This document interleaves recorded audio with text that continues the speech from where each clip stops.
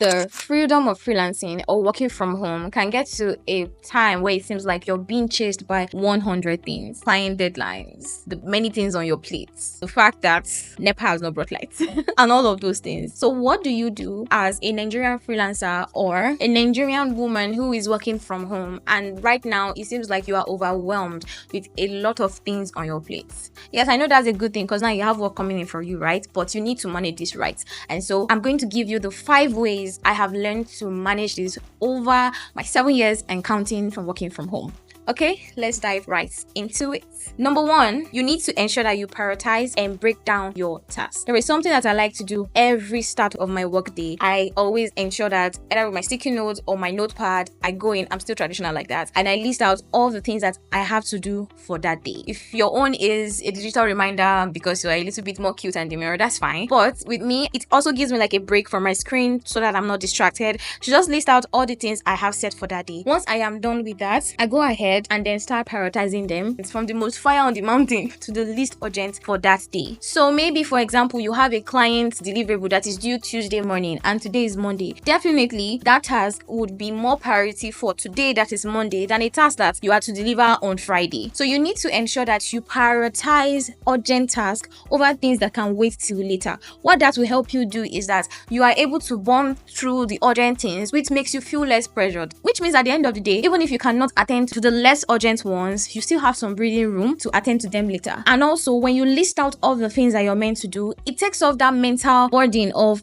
am I forgetting something? Or, oh my god, I have so many things to do. And at the end of the day, you are trying to remember all the things that are in your brain, and then the day is going, the time is going, and you get frustrated. So always ensure that you have a list. The next thing is make sure you plan around emergency. In fact, I think I should have made this number 1 because for a place like Nigeria, there's always emergency. And let me explain. I'm talking about electricity, I'm talking about internet and all of that. So always be ready. Always have a plan B for everything. Always have a backup. If you have an internet provider you trust, please have at least 1 or 2 just in case. Yes, I know that in your area they have never taken lights. Have a power bank or a backup generator or something just in case. Always have a just in case. I can't say more than that. So make sure you always plan around emergencies. And right now I think there are even solar inverters that are a little bit compact and small that can power a few things like lights, your laptop, and any other light things. Just ensure as much as possible you have a backup, that you are not only depending on one thing. This Nigeria. Enough said.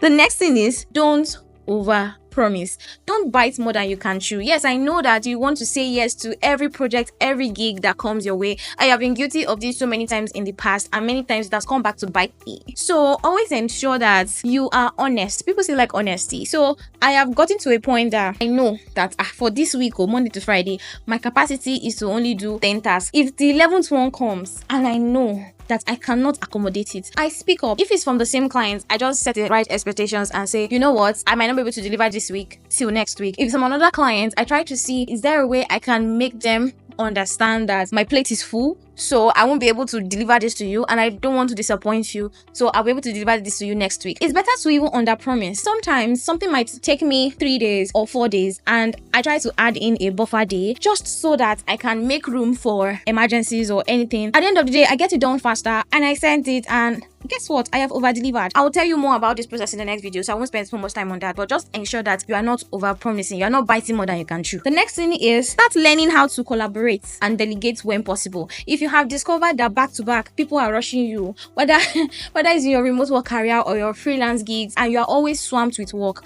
then try to see the things that you can outsource. The things that maybe a fellow freelancer that you trust can start doing for you, or that you can teach an assistant to start doing for you. For example, maybe you're a writer and you have a lot of articles to deliver in a particular week or month, and you're like, can I do all this thing myself? Don't lie to yourself, because anytime you are overloaded with tasks and you push yourself, let me tell you, if no one has told you before, 1 of 2 things will happen. It's either you miss deadlines for some, or you will deliver substandard work. One of these 2 things will happen, and you don't want any of these 2 things to happen because they will still hamper your reputation. So try to outsource. You're a writer, maybe you outsource the researching part or the first draft part to someone else, and then you do the final polishing and putting things together. Just ensure that when you are doing this, you partner with people whose work you can trust, and you can also trust them to some good extent, so that it does not end up in stories that touch. Okay, but don't worry, I'm going to put up a video very soon talking about how you can do this very well without it coming back to bite you. At least you can get it right 9 out of 10 times. Then the last one is take breaks. I know you might think I am crazy because I just told you that I understand that you have a lot of work and I'm telling you to take breaks. If you could take breaks, will you be overwhelmed? Well, I know sleep is for the weak. I know we don't sleep, right? Because we are not lazy. But let me tell you, if you don't take out time to rest, you're gonna burn out. And there's this thing I always say, if you don't give your body time to reset or your brain time to reset, it will force you to. And when it forces you to, you will not like it because the body is gonna demand it from you in a way that even stops you for a longer time not to be productive.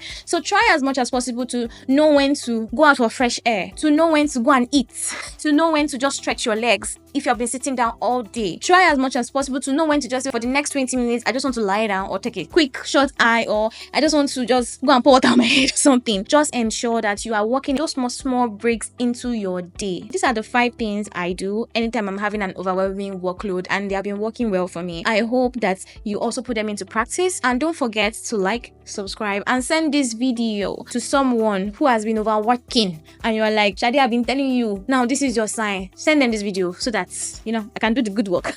All right, I'll see you in my next video. Bye.